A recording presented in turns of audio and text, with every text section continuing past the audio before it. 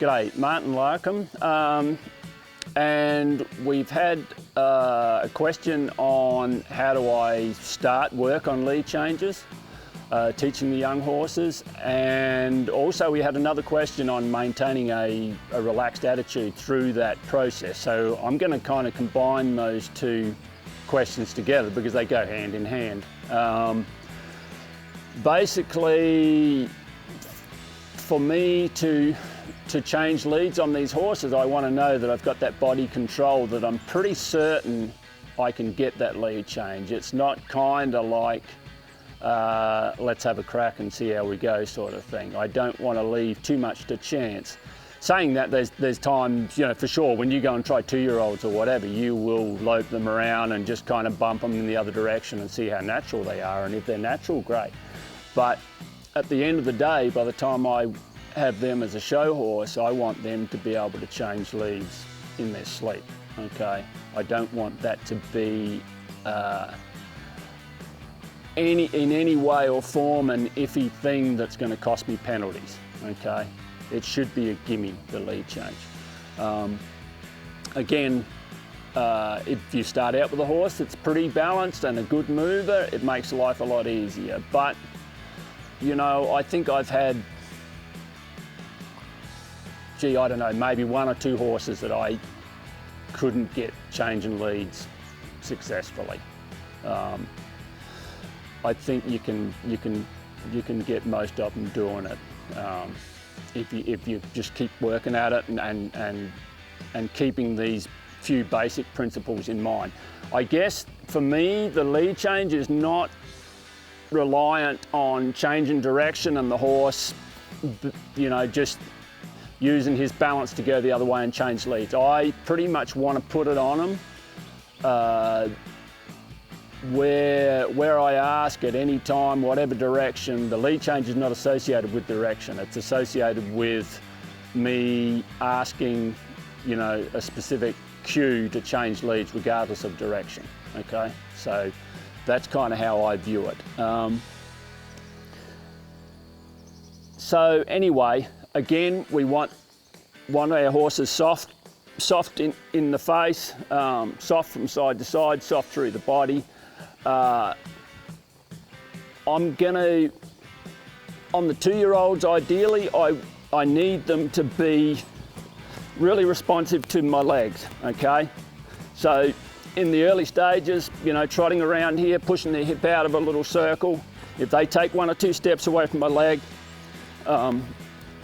you know, I'm good with that. That's basically what I want to achieve, okay?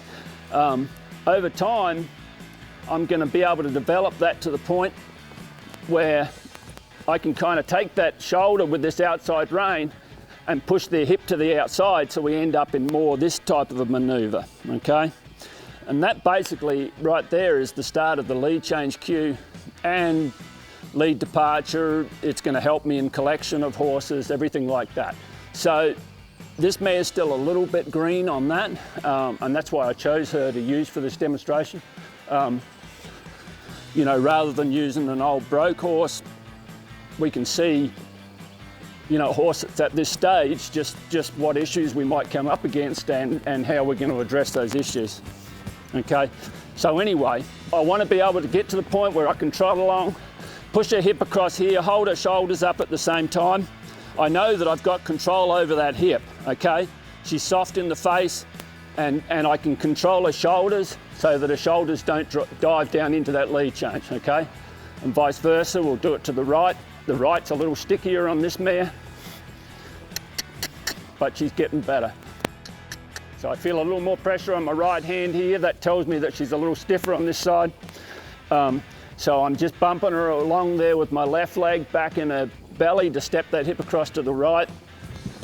But my right leg's also doing a little bit too, just to kind of pick that shoulder up and keep that forward movement, okay? I'll turn around so you can see that.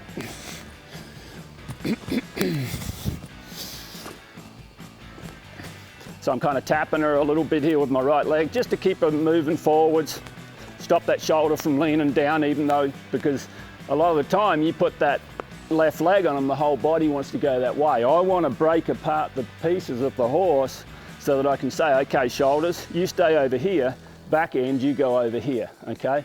And that's the mechanics of the lead change, okay? And so from there, once I get that really solid, I'm pretty confident that I should be able to get some sort of a lead change. What will happen a lot of times with the horses when you're starting to do this, typically you'll go ahead and put them on a counter canter,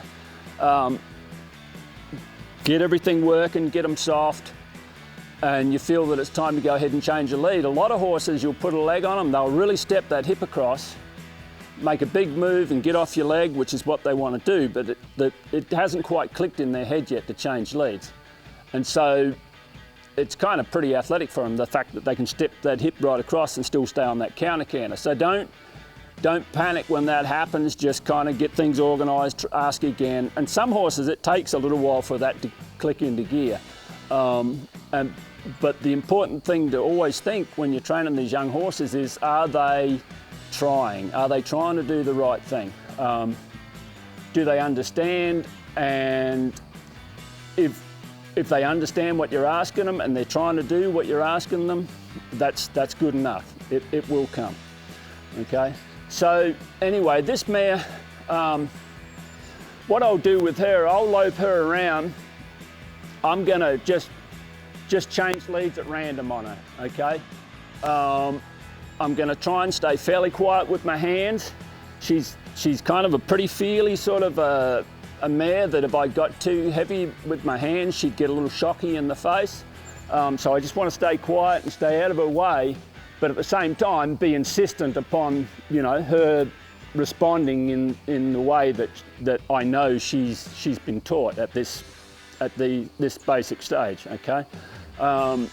So anyway, we'll go ahead and we'll lope around, we'll change a few leads, and you know, if everything's good, great. If not, well then we'll address whatever issues come up when we try that.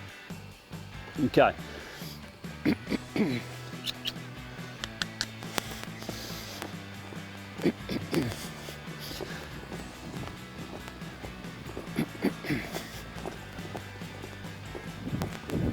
So I'll just lope her around here, wait for her to relax a little bit. So I've pretty much kind of got her right there with my hands. You know, I could turn her loose, but at this stage I want to manage everything. And in particular with this mare, it's kind of a bit of a safety net for her that I've got her right here, okay? It kind of helps her be a little reassured that that nothing's going to come as too much of a surprise and that things aren't going to get a little frenetic, okay?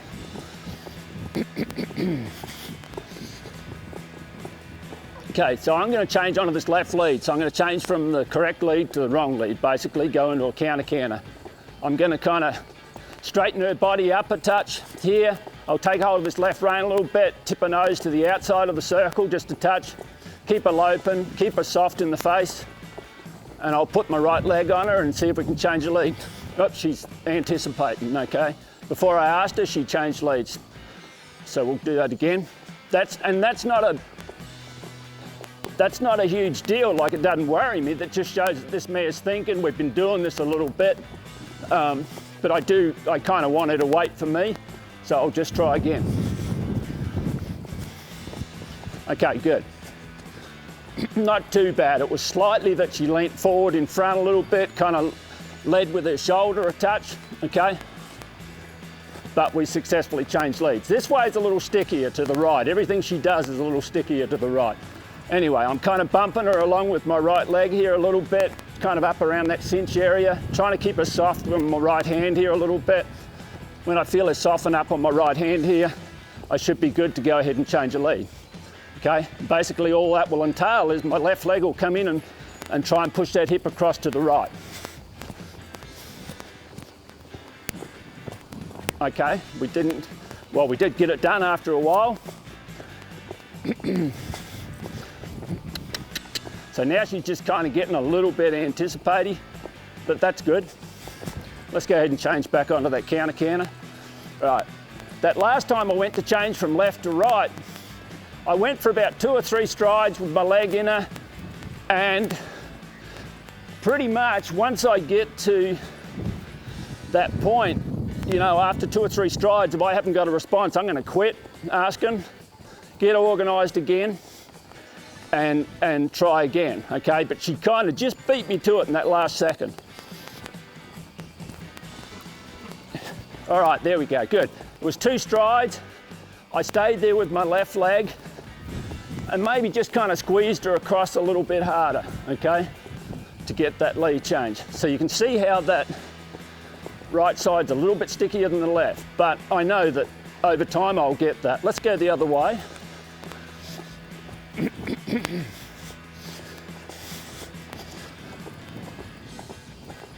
Okay, so now we're back on a counter canter.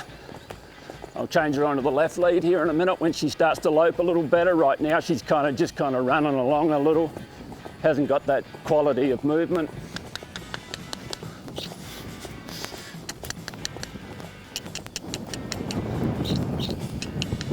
That's a little better. Good. So she's pretty good right to left, okay? Let's go ahead and try left to right again. So I'm going to straighten her up a little bit. She's kind of pushing her body out there to the right, trying to beat me to it. So I'm going to maybe push her over here to the left a little bit for a minute. Get everything back. Make sure she's listening to my legs.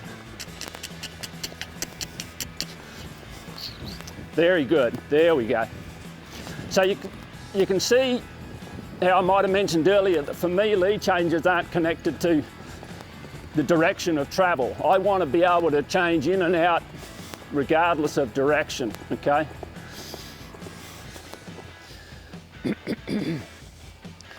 Okay, so, you know, I'm pretty happy with that at the stage that she's at. She didn't get, it didn't worry her unduly, okay? We successfully changed leads. Probably the only real issue, which is not a negative, is that she was thinking about changing leads quite a bit. But I can control that, okay? I've got that body control that I can say, no, hey, listen, just move your body over here, wait for the cue. On that left to right lead change, when I was asking her to, from a counter canter to the right to change into that correct lead, it would take her a couple of strides to change leads. Now, as I was saying, within that couple of strides, just kind of stay there with your foot and keep pushing that hip across.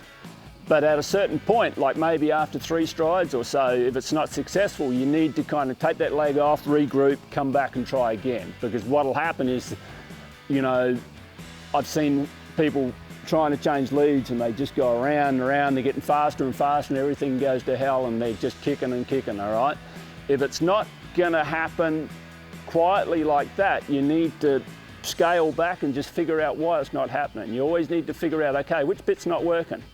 Okay, is the horse running through my hands? Is it leaning its shoulder too much? Is it not listening to my leg? Okay, break it down, address what part is not working. If they're too much on your hands, well then you need to go back and work on that, getting them a little softer in the chin and respecting your hands a little more. Are they leaning the shoulder? Well then you might need to go ahead and work on getting them to move away from that indirect rein a little bit, pick their shoulders up. Are they not moving off your leg? Well then you might just need to go ahead and just go back to basics and trot them around and push them off your legs a little bit. If you get all those things working, the lead change should be there, okay? You've got to have those tools in your toolbox sort of thing. So that's the basics for changing leads. Typically what I would do is, earlier stage than this mare, is be loping around in the correct lead, go the other way in a counter canter, get her soft and change leads, okay? But what I've found on this mare is better if I just go around and around one direction, change her out, change her in, change her out, change her in. And that brings up another question I'll get, oh gee, if you change so many leads, don't you get them anticipating too much? I've found that the more I do it, just becomes like something that's real comfortable for them, that their attitude is more like, oh, okay, Martin wants me to change the lead, great. Okay, He hasn't asked me to change the lead, so we don't, okay?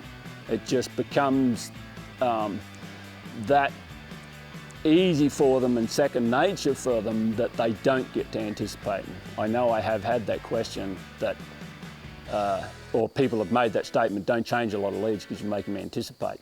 You know, there's horses that I won't change a lot of leads in the middle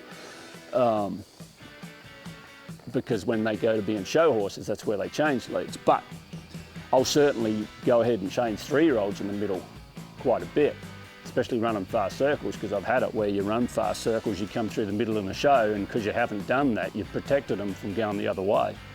That they're like, huh, what? Okay, they change a lead, but they don't go the other way. So, so hopefully anyway, that helps with showing the basics of the lead change, what we're doing, like in this case, a 3-year-old.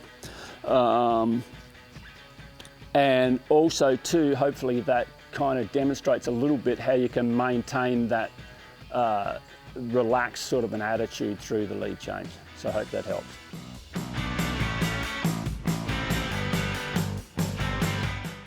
Outsmart is an innovative fly spray that's powered by nature's technology, so it's plant-based and non-toxic, and it actually works.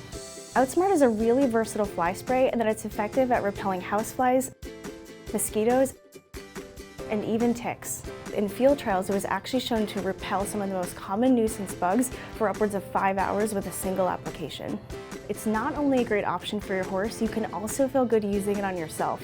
Get yours today at smartpack.com.